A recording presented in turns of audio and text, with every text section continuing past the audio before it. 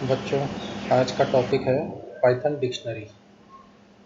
जैसा कि आप डिक्शनरी के बारे में जानते हैं और आप यूज़ भी करते हैं कि डिक्शनरी में क्या होता है, कुछ वर्ड्स होते हैं और उनके मीनिंग दिए रहते हैं। तो एक तरह से इसी डिक्शनरी को अगर हम एग्जांपल मान लें तो पाइथन की डिक्शनरी में जो कीज़ हैं और वैल्यूज़ हैं, तो कीज़ हो गए वर्ड्स और वैल्यूज़ हो गए उनकी मीनिंग। कुछ इस तरीके का आप एग्जाम्पल मान लीजिए।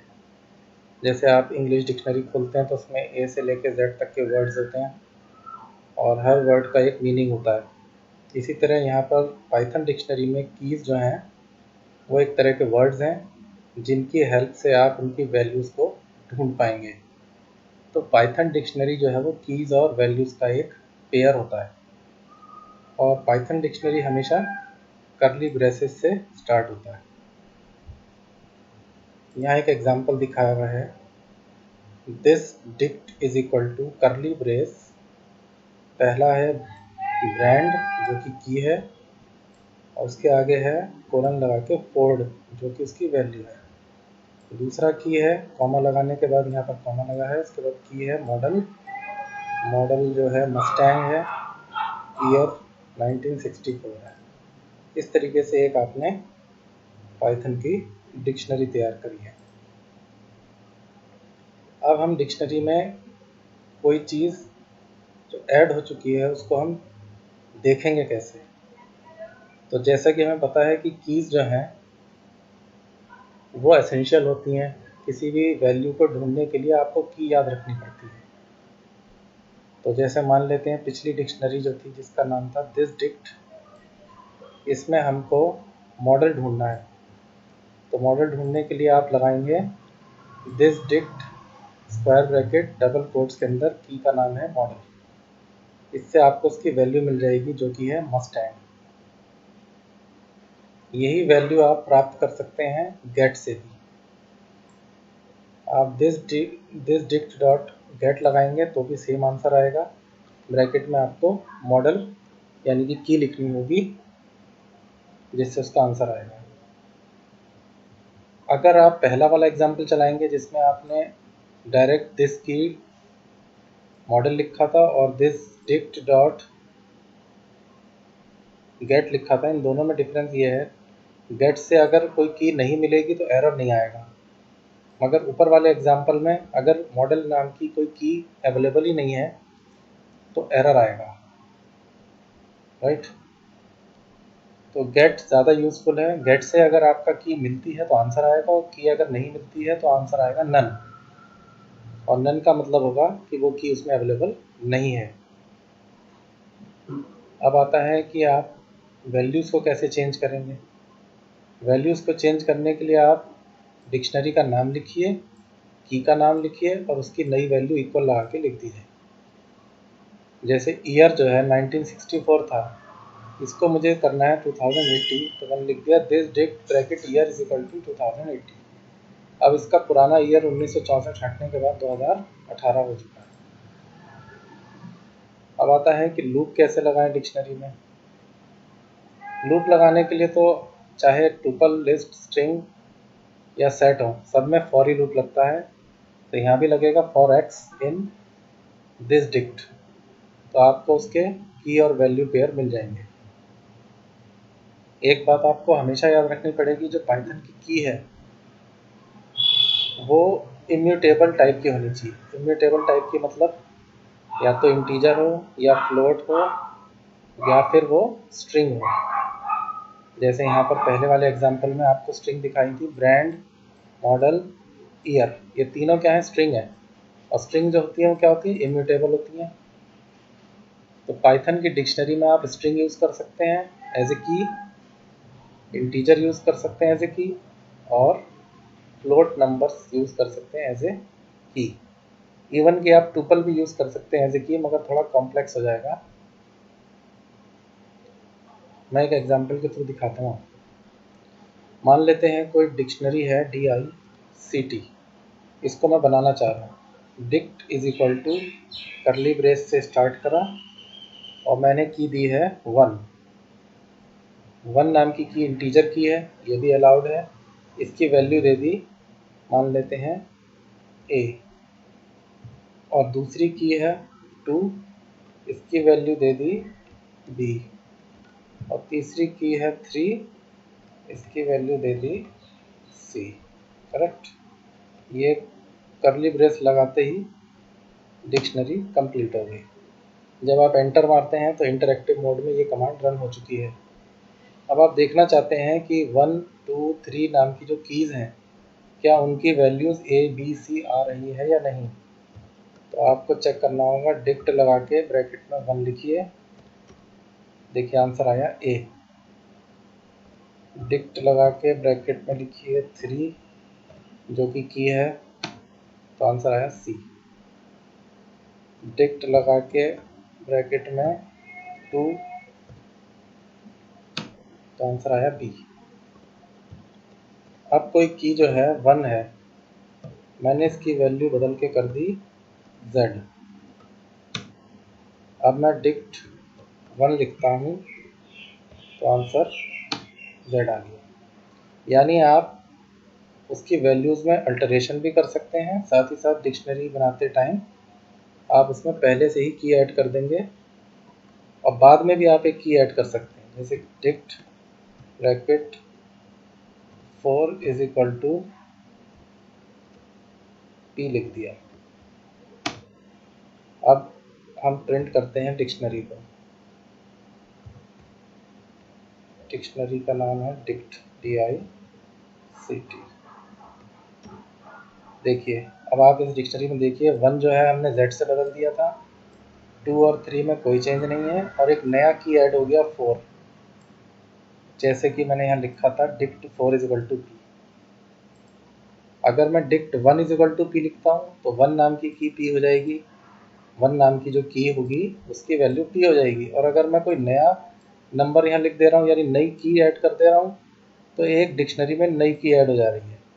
यानी ये जो मेथड है, ये जो तरीका है, इससे आप नई की तो बना ही सकते हैं, पुरानी की में चेंजेस भी कर सकते हैं। चलिए आगे चलते हैं फिर से एग्जाम्पल में। अब मान लेते हैं सिर्फ हमें लूप चलाना है डिक्शनरी का, तो for x in dictionary print dictionary bracket x, यानी ये उसकी सारी वैल्यूज प्रिंट कर देगा जो उस की में होंगी। अगर आपको कीज़ का लूप चलाना है तो डिक्शनरी डॉट वैल्यूज़ लिख देंगे, तो डिक्शनरी डॉट वैल्यूज़ का लूप चलेगा। आइटम्स लिख देंगे, तो आइटम्स लिखेंगे तो 2 काउंटर चाहिए होंगे, फॉर एक्स कॉमा वाई चाहिए होंगे, क्योंकि आइटम्स में क्या होता है, की और वैल्यू। तो लूप में भी हमें 2 वेरिएबल चाहिए होंगे, एक्स और वाई। पहला की हो जाएगा, दूसरा वैल्यू है। डिक्शनरी की लेंथ निकालनी है तो एलियन फंक्शन जो हमेशा यूज़ करते आ रहे हैं। आइटम ऐड करना है तो अभी मैंने आपको करके दिखाया था, dict bracket 4 is equal to, मैंने P लिखा था, उससे ऐड भी हो जाता है, उसी से मॉडिफाई भी हो जाता है। आइटम डिलीट करना है तो पॉप है और डेल है, जैसे डेल डिक्ट ब्रैकेट 4। डिक्शनरी में से 4 नाम की को मैंने डिलीट कर दिया। अब डिक्ट को मैंने प्रिंट किया तो आंसर आया 1 Z, 2 B, 3 C और 4 गायब हो चुका है। वो इसलिए गायब हो गया क्योंकि मैंने 4 को पहले ही डेल से डिलीट कर दिया है। आप पॉप भी कर सकते हैं, x equal to DICT dot POP, जैसे यहाँ पर एक एग्जांपल दिया हुआ भी है, ये है pop. Dict dot pop bracket में आपने की बता देनी है। अब x में जो आंसर आया है उसका आप प्रिंट कर लीजिए। x में क्या आया, Z आंसर आया, ये दिख रहा है कोने में। यानी आपने डिक्शनरी में से 1 नाम की को उठा लिया है, और अब डिक्शनरी को आप देखिए क्या चेंज आपको नज़र आता है। 1 नाम की इसमें से हट चुकी है, सिर्फ बची है 2 और 3 नाम की। यानी पॉप से भी डिक्शनरी की कीज़ हटाई जा सकती हैं और डेल से भी हटाई जा सकती हैं। अब डेल से हटाएंगे तो मेथड अलग है, काम करने का तरीका अलग है। पॉप हटाएंगे तो पॉप से आपको वैल्यू एक्स में स्टोर करनी पड़ेगी और फिर वो अपने आप इसमें से डिलीट हो जाएगी।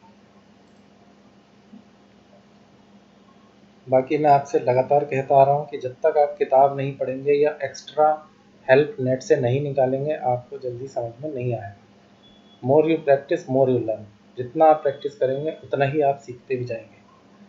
आप मेरे भरोसे रहेंगे कि मैं पढ़ाता रहूँ, ठीक है, मैं उतना पढ़ाता रहूँगा, मगर आप प्रैक्टिस नहीं करेंगे तो जो कुछ याद किया है सब दिमाग से गायब हो जाएगा। आपकी दिन भर 2-3 ऑनलाइन क्लास चली रही हैं, तो अगर आप प्रैक्टिस नहीं करेंगे, कॉपी नहीं बनाएंगे, लिख के नहीं करेंगे और प्रैक्टिकल नहीं करेंगे तो ये आपको याद नहीं होने वाला। मैंने आपको एक सॉफ्टवेयर भी भेजा था, पायरॉइड 3 भेजा था और पाइथन 3L भेजा था। इन दोनों को मोबाइल में डाउनलोड कर लीजिए और उसमें प्रैक्टिस कर सकते हैं।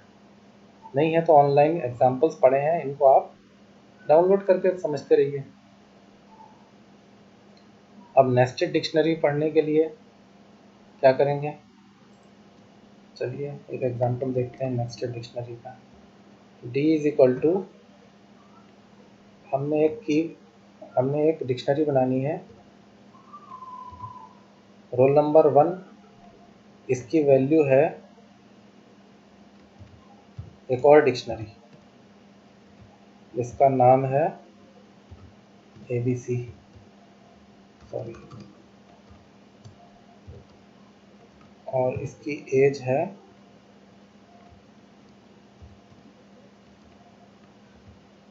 50। एक 1 नाम की की बनाई जिसकी वैल्यू है नेम ABC, एज 15, यानी 1 एक की है और इसकी जो वैल्यू है वो खुद एक डिक्शनरी है। 1 क्या है, एक की है, और ये आगे जो है पूरा का पूरा इसकी वैल्यू है जो कि खुद एक डिक्शनरी है, यानी नेस्टेड डिक्शनरी बना रहे हैं।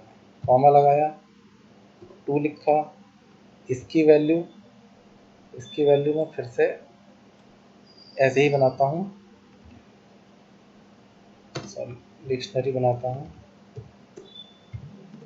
नेम कोलन EQR, नाम कुछ भी हो सकता है, कॉमा,